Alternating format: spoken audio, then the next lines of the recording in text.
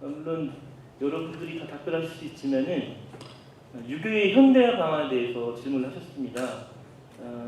전공이신과 좀 연관을 시켜서 전시대 3강 모듈 행실도와 같은 것들은 이제 디지털, 웹툰, 영상화, 게임화할 수 있는 방안이고 이런 것들 예시를 들어서 질문하셨습니다. 혹시 중국에는 이런 것들이 있는지, 중국에서의 유교의 현대화 방안은 어떤 것들이 있는지 자이펑 교수님 답변하실 수 있으신가요?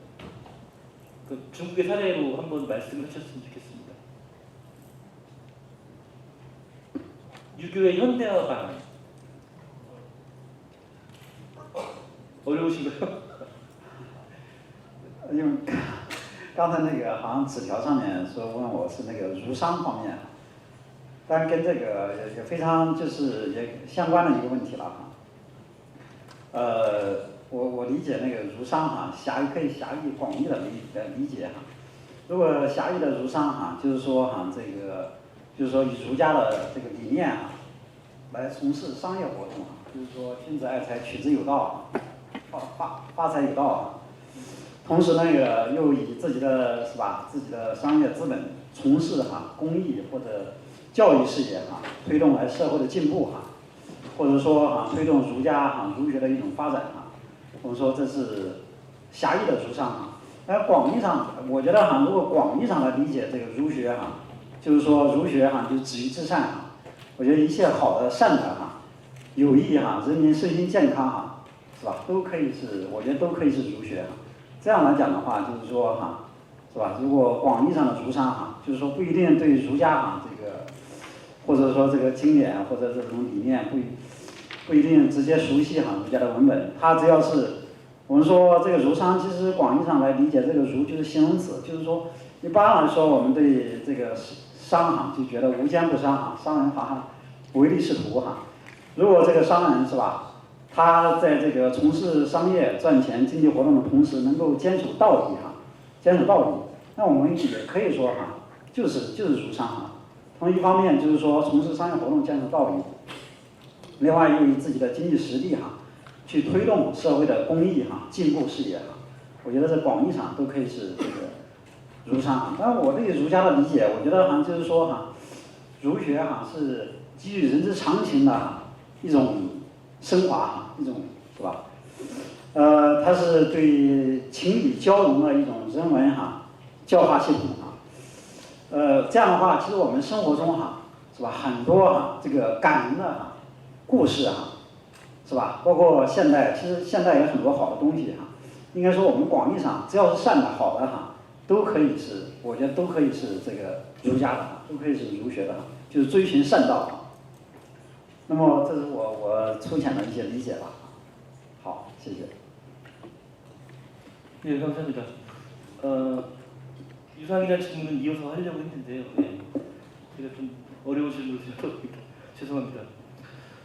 같은 분이 질문했는데 저는 좀 이기동 교수님께, 이상희 교수님께 먼저 부탁드리겠습니다. 충청교의 특성화 부분에 이제 창교, 서원, 학당과의 상관성과 이런 것들을 해서 전문화 방안, 특성화 전문화 방안을 좀 질문을 했는데 교수님께서 그 유네스코 지정을 위해 노력하시면서 뭐 9개 서원이 있지만 이 도남서원과 관련된 충청 유교문화에 대한 어떤 특성화 공화 부분에 대해서 좀 생각해 보신 것도 있으신지 한번 부탁드리겠습니다. 굉장히 좋은 질문이라고 생각합니다. 아까 제가 이제 보존 관리 계획을 수립하는 것이 굉장히 중요하다고 말씀을 드렸는데요.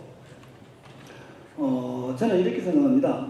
1차적으로는 9개 서원이 공통적으로 왜 중요한가 이것을 먼저 이야기를 해야 된다고 생각합니다. 그렇게 함으로 해서 예를 들어서 도남서원을 방문하는 사람이 도남서원에만 그치지 않고 예를 들어서 남계서원이다, 무성서원이다 이런 다른 그 9개 서원 중에 하나에 대해서도 같은 어떤 그런 성격을 지닌 서원 유산으로서 이해해야 된다는 것, 그거가 하나가 있고, 그 다음에 이제 두 번째는 바로 뭐냐면은 그 9개 서원의 공통적인 특성은 있지만 9개 서원 자체로서 또 독특한 부분이 있다. 이것을 이야기하는 게 굉장히 중요하다고 봅니다. 예를 들어서 도남서원 같은 경우에는 도남서원 내 플러스 해가지고서 도남서원과 관련되는 주변에 그 어떤 사계 선생이나 다른 어떤 그런 일대 있었던 그 이제 성리학적인 활동 뿐만 아니라 도남서원은 또 그쪽 뒤로 가게 되면은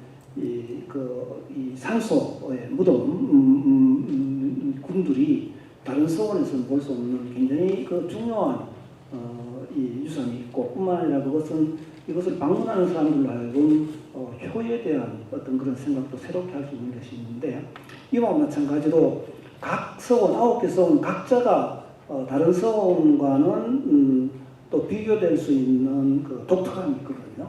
이것을 저는 개발해가지고 그 컨텐츠를 개발을 해가지고 활용을 하는 것도 좋은 방안이 아닐까 하는 생각을 합니다. 네, 감사합니다. 네, 교수님 감사합니다. 다음 질의를 좀 부탁드리겠습니다. 이기동 교수님께 좀 질의를 하겠습니다. 몇 분께서 공통적인 질의를 하셨는데요. 유가, 유교, 유학 뭐 이렇게 여러 가지 이름으로 불리고 있는데 이게 다른 불교, 기독교, 힌두교 이런 것이 종교인가에 대한 질문입니다. 유교가 종교인가? 그리고 뭐 유교는 내세관이 없다 하는데 종교인가 이런 질문하고 그 제사, 향교제사 지낼 때 그 봄, 가을 언제 지내야 되는가? 예전에는 음력 2월 8일 초정에 지냈다고 하는데 이게 맞는 건지 이런 거에 대한 질문과 아까 이제 강의 발표 중에 제사를 파티로 하시라고 한다는 그래서 설명이 있는데 그 구체적으로 어떤 의미인지 그렇게 부탁드리겠습니다.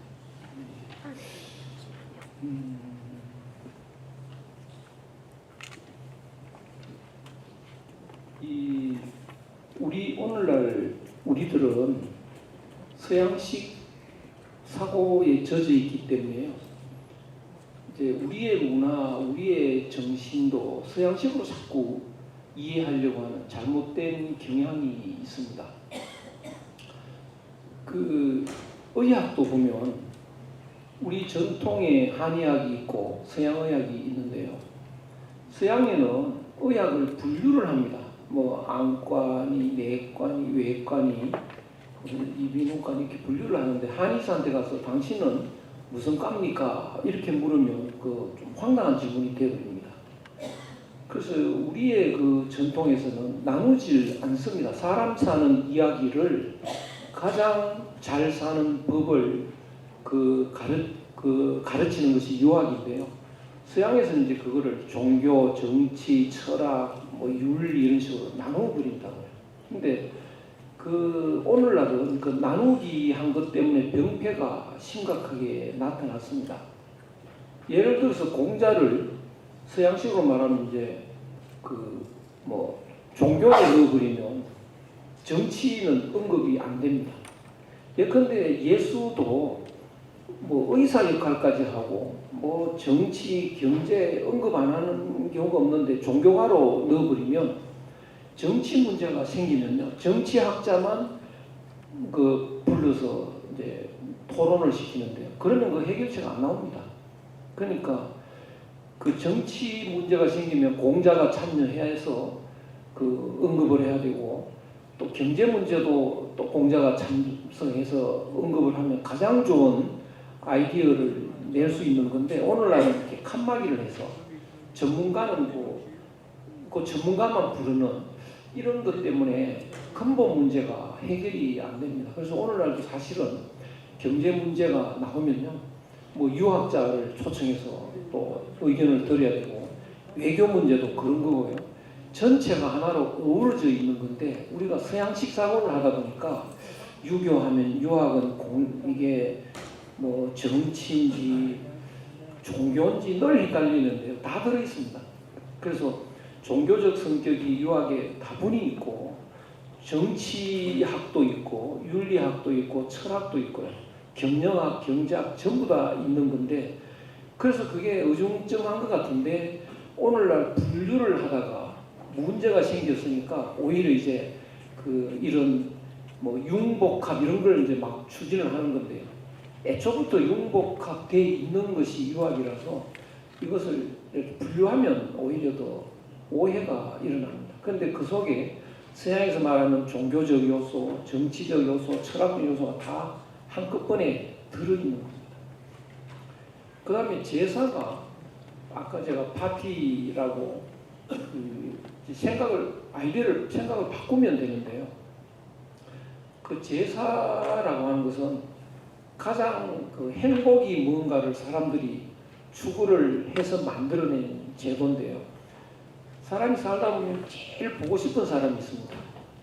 부모입니다. 그런데 부모가 돌아가시고 안 계시니까 그 돌아가신 날 중심으로 부모를 만나는 기회를 한번 의도적으로 만들어 봅니다. 그보다 더 행복한 일은 없는 거죠. 그 다음에 또 그 행복은 뭐냐 하면 만나고 싶은 사람이 있습니다. 이제 부모 말고 형제들이죠. 그래서 형제들이 뿔뿔이 흩어져 있기 때문에 만나고 싶어도 못 만나는데요. 그 형제들을 만나게 할 수 있는 기회가 제사입니다.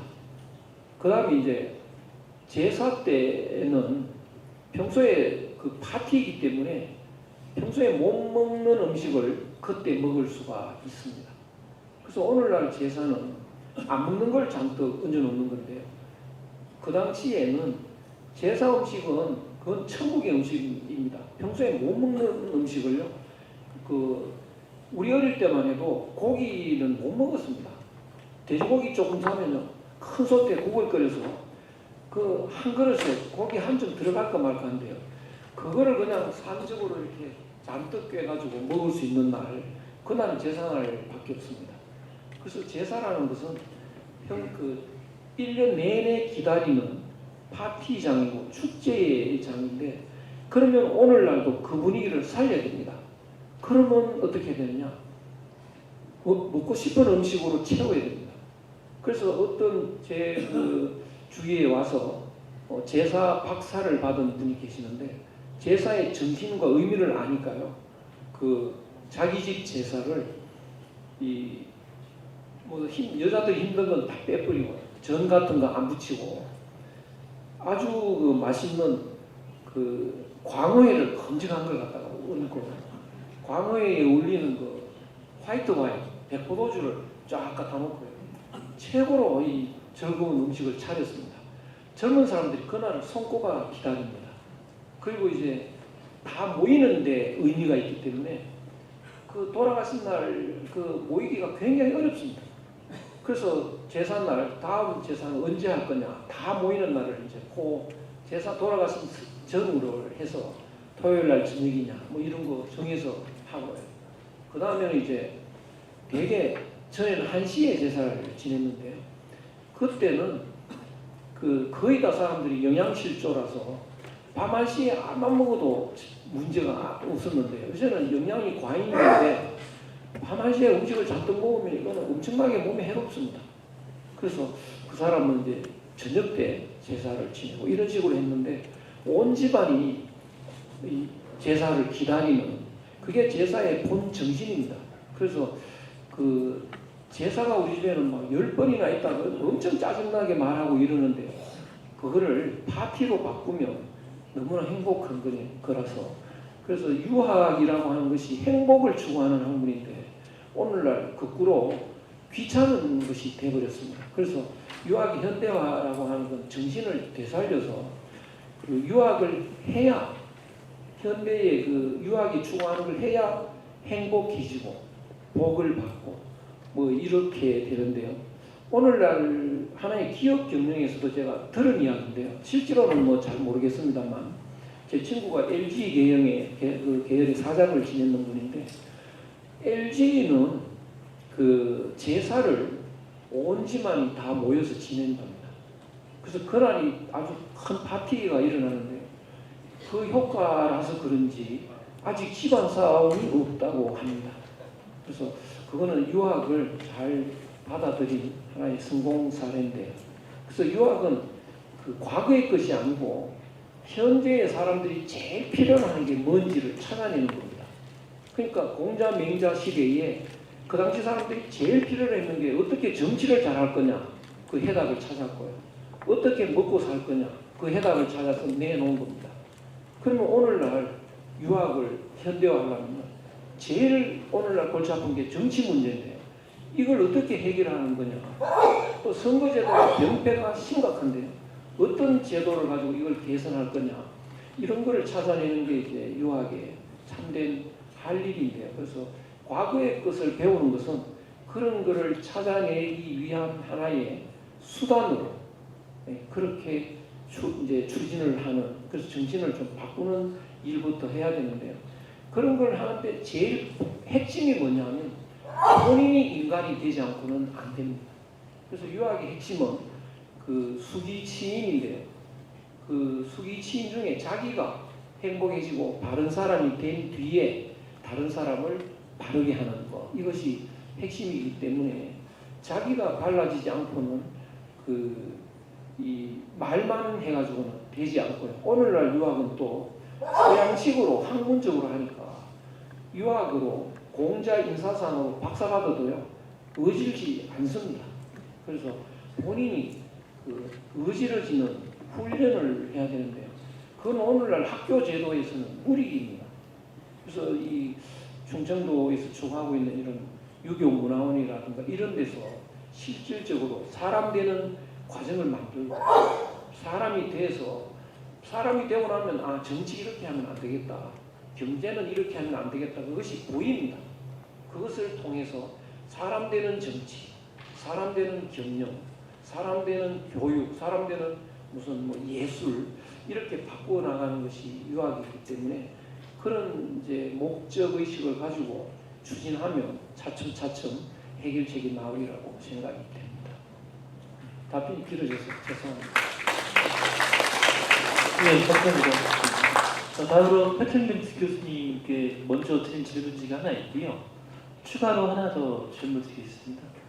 그 공자 사상의 생명력이 어디에 있는지 이렇게 두 가지에 대해서 좀 답변 부탁드리겠습니다.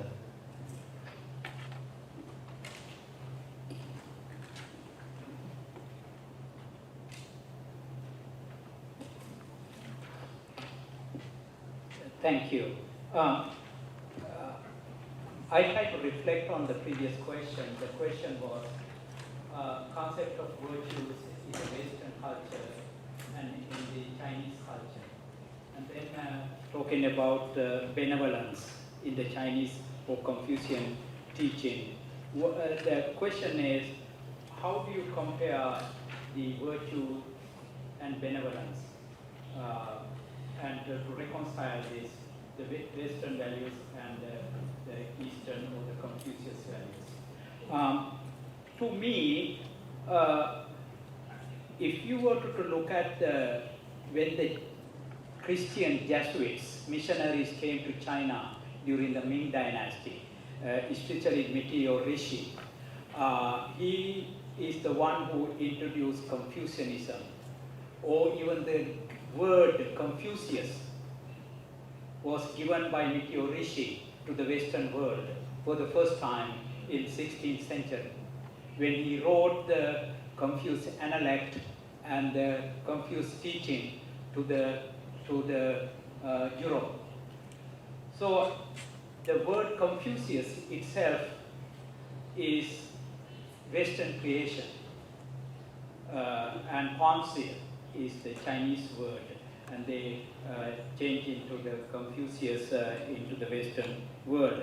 So what he trying to understand was the evangelization of the Christian religion into the Chinese empire or to the Ming Empire. In order to do that, he wants to figure it out, how can they reconcile the Christianity and the Confucianism. So mainly he said, yes, there is similarities between the Confucianism and the Christianity, and the heaven in the Confucius tradition versus God in the Christian tradition. So he tried to explain this one, and because of his missionary works and translation, he ran into problems with the Vatican or the another Christian order, Franciscan, order. But his ideas for reconciliation, I think, is relevant to this, the questions being asked here, which is the virtues versus the benevolence. To me, by my understanding, virtues is the individual person, is coming from the heart. And then there is a connections to the mind.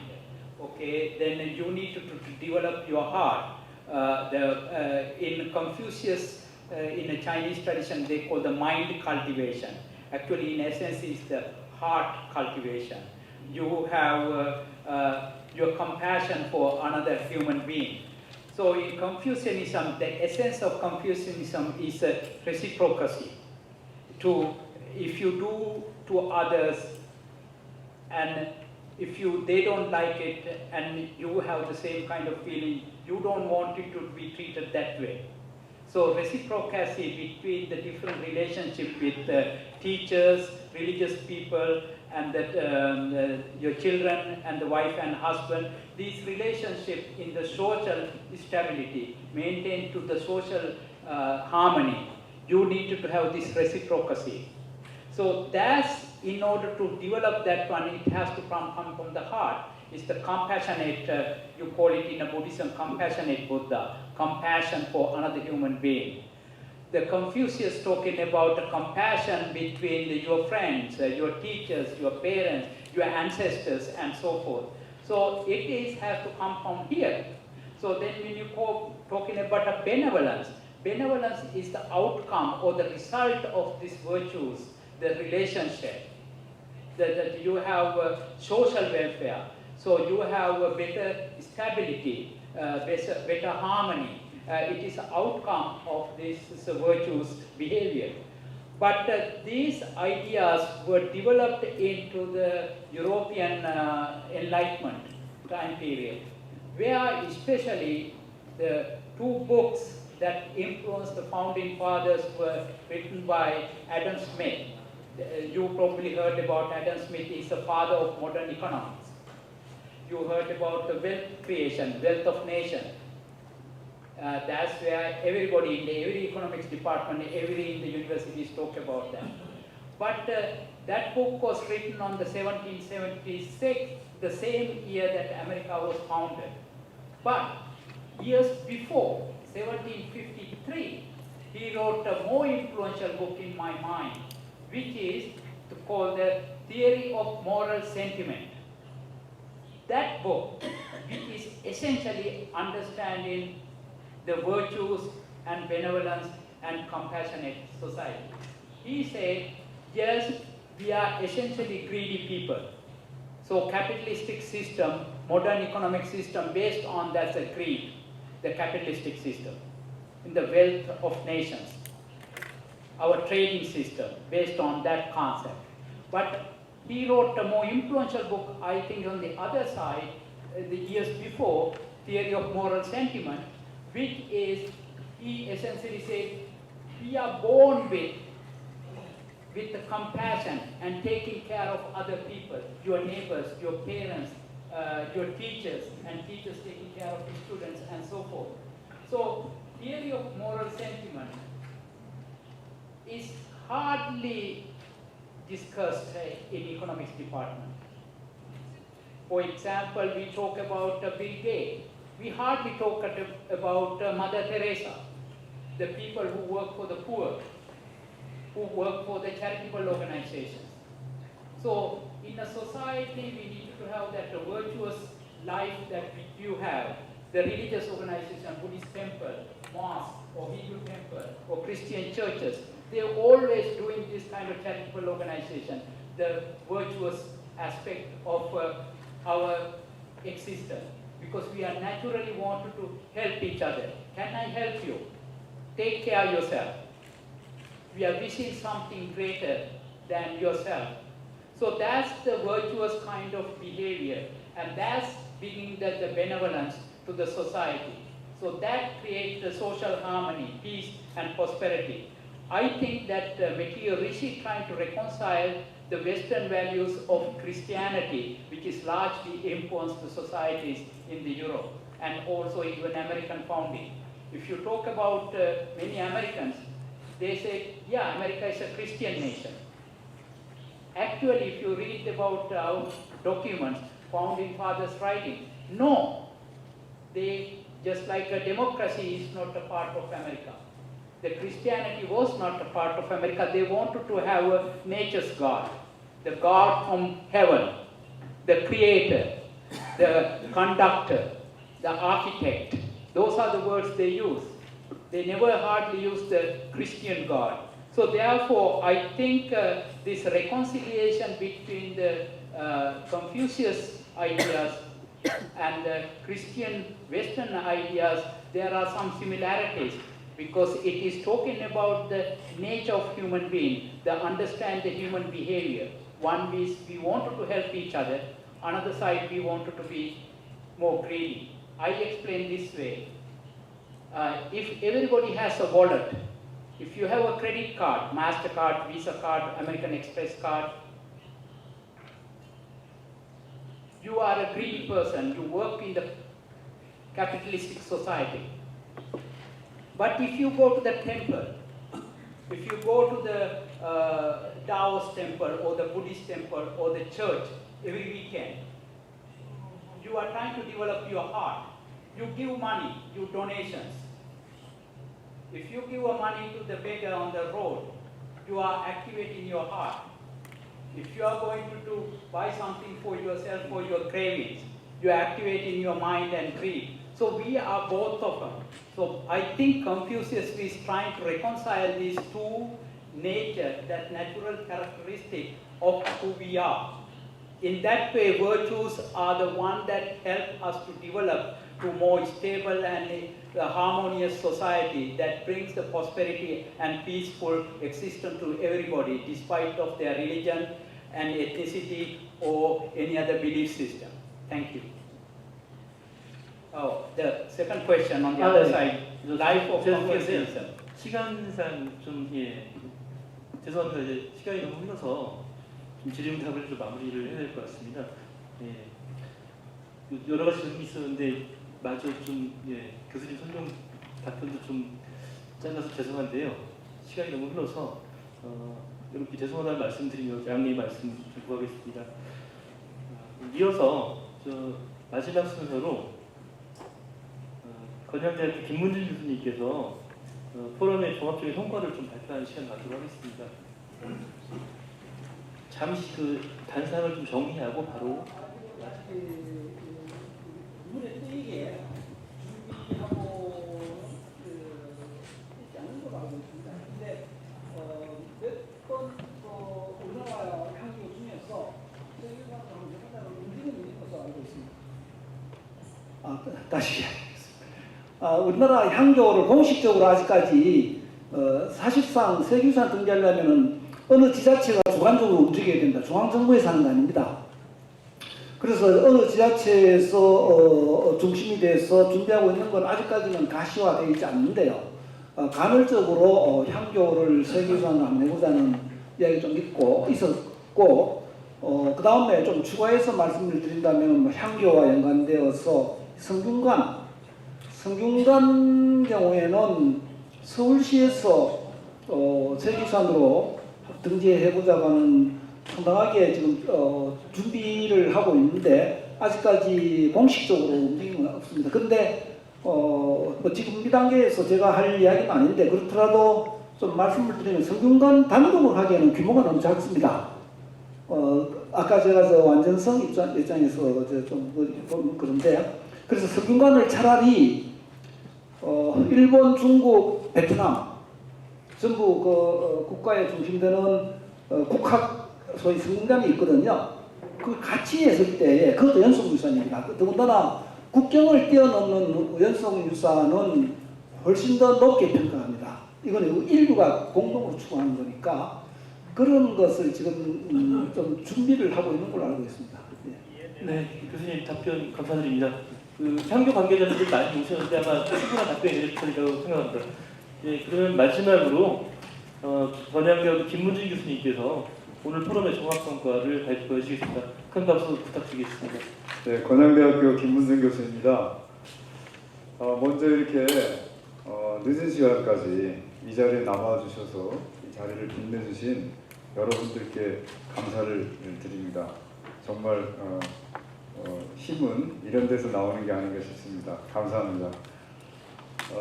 제 역할은 이번 포럼이 어떤 성과를 갖고 있냐라고 하는 것을 종합적으로 한번 생각해보자 하는 겁니다.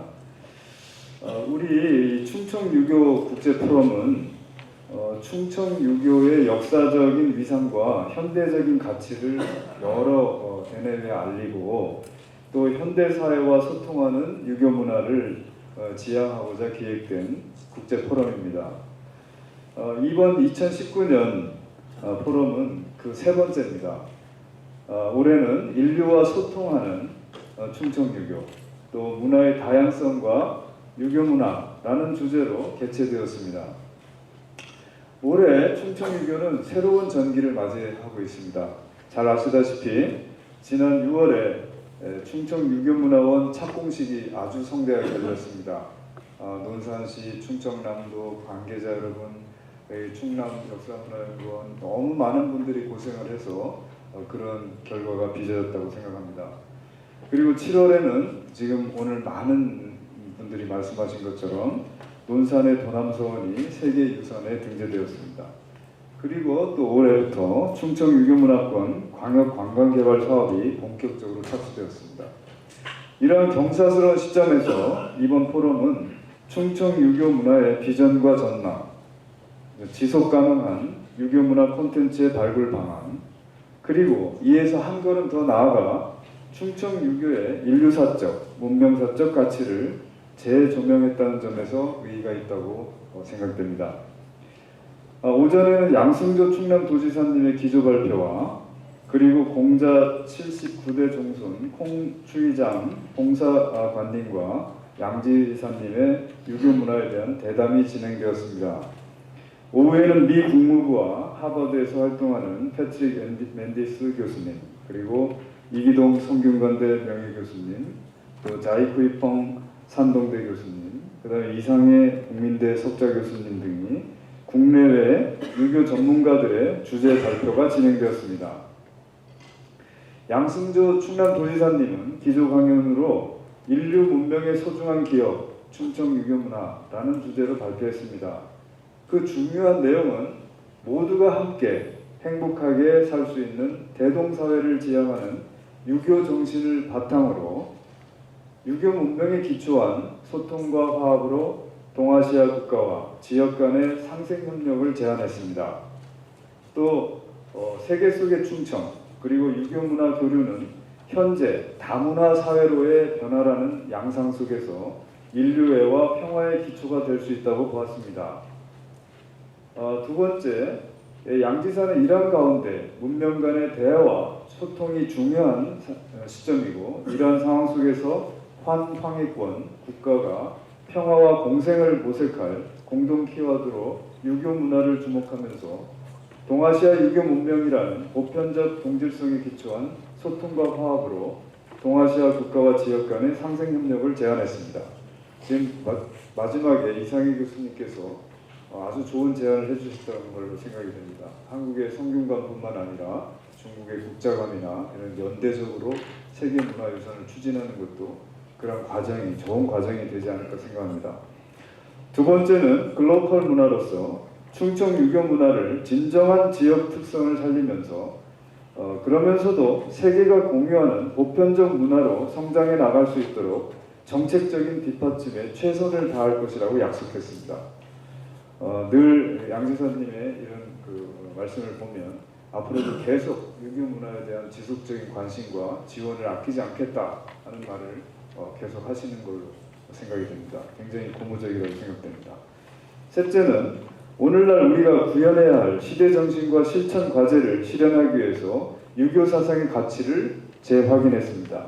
특히 우리가 직면하고 있는 저출산, 고령화, 사회 양극화라는 위기를 해결해야 하는 시점에서 모두 함께 행복하게 살 수 있는 대동사회를 재조명하고 이를 실천하는 가운데 해법을 찾아야 한다고 주장했습니다.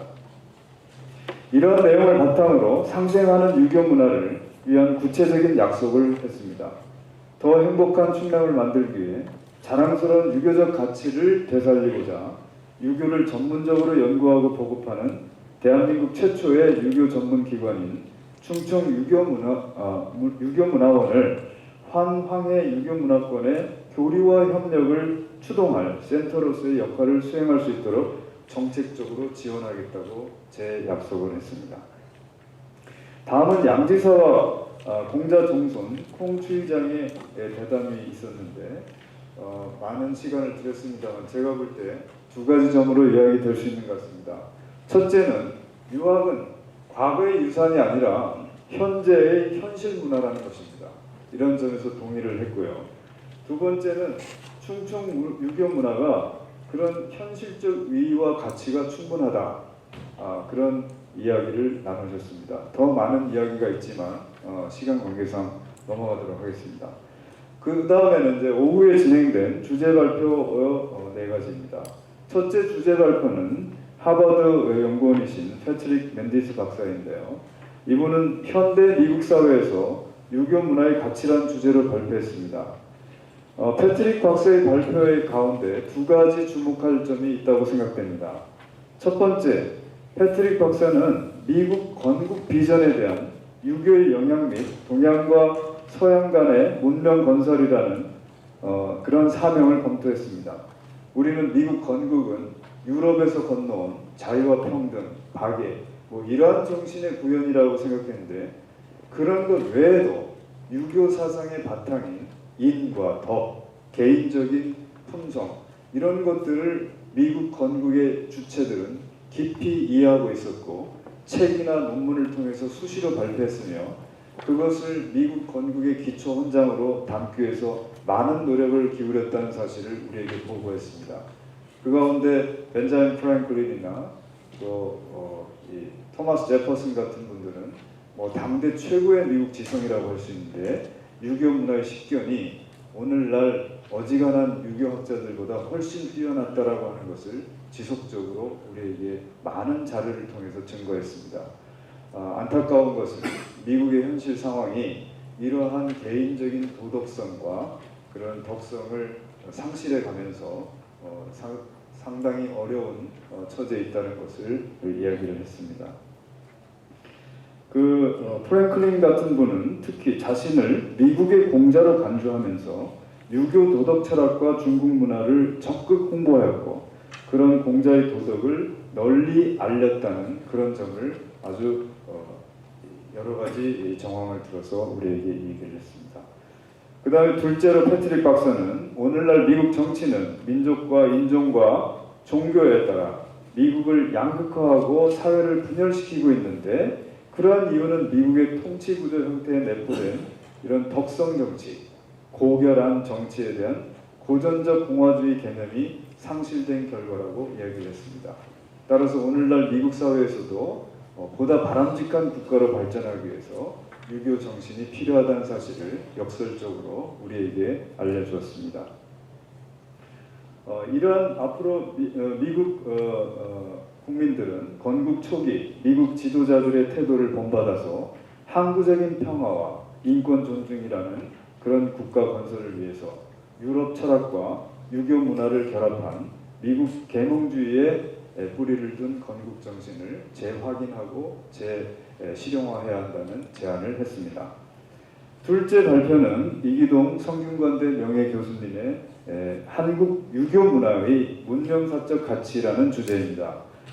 이 교수님의 발표를 크게 저는 2가지로 정리해 보았습니다. 하나는 한국의 전통적인 사상과 유교 사상은 하나의 연원에서 형성되는 것이라는 것입니다.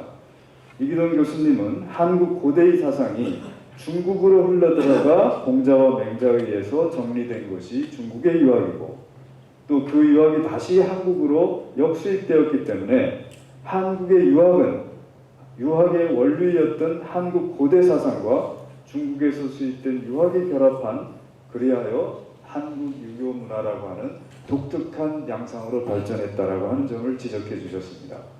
그리고 둘째는 한국 유학의 성격과 특징을 고찰하면서 미래의 지혜를 제시했다는 것입니다. 이기동 교수님은 한국 사상은 사람을 살리고 세상을 구제하는 방책이 들어있다고 주장했습니다.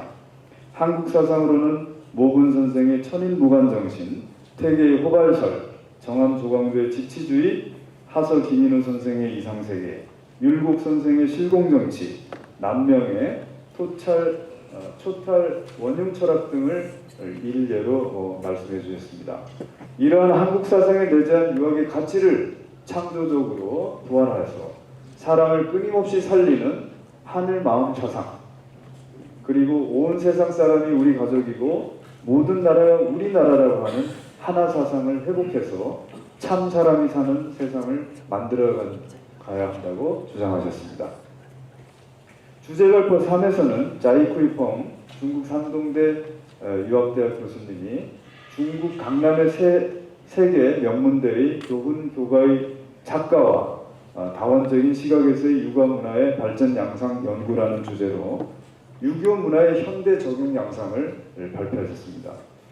자이 박사님은 근현대 육아가 사회에서 퇴출되고 비판을 받아왔으나 여전히 유학의 지성의 심장부에서 중국의 현대사회에 영향을 미치고 있는 양상을 보고한 것입니다.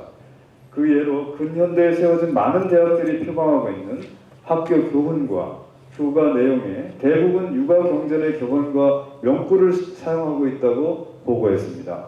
그 가운데서도 강남의 3대 명문대학인 남경대학, 절강대학, 복단대학의 교훈과 교과의 내용이 그 대표적인 사례로서 이 세 명문대의 교훈과 교과의 내용을 전반적으로 살펴보았습니다.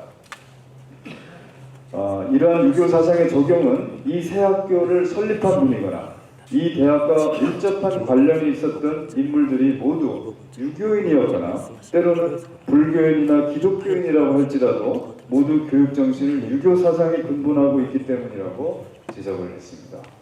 이런 점은 한국에서도 상당히 적용 가능한 같은 유사한 점이라고 생각됩니다. 주제 발표 네 번째는 이상해 교수님의 국민대 석자 교수님의 인류의 유교문화 유산 한국의 서원이라는 주제로 발표하셨습니다. 이상해 교수님은 2019년 7월 유네스코 세계문화유산의 목록에 등재된 도남서원을 비롯한 한국의 서원이 유교문화 유산 관점에서 세계유산 등재 요건인 탁월한 보편적 가치를 어떻게 충족시키는지, 그리고 한국 서원의 세계유산 가치를 지속 가능하게 하기 위한 향후 과제는 무엇인지에 대해서 우리들에게 말씀해 주셨습니다. 세계유산 가치를 지속 가능하게 하기 위한 향후 과제는 무엇보다도 국제기념물 유적기념회, 이코모스라고 약자로 불리는데요. 이 이코모스와 세계유산위원회가 권고한 바, 첫째, 한국 서원이 앞으로 보호관리 측면에서 체계적으로 한국의 서원을 관리할 법적 구성력을 갖는 조직을 만들어야 한다는 것입니다. 또 하나는 9개의 서원을 하나의 유산으로 관리할 종합종비 및 관리 계획을 수립해야 한다는 것입니다.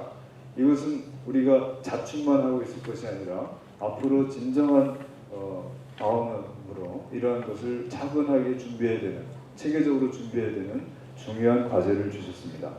이처럼 앞으로 공식적이며 체계적으로 9개 한국 서원 유산을 제대로 보호하고 관리하여 향후 지속 가능한 세계 유산이 되게 하는 일은 우리의 중대한 책무라고 조명하셨습니다.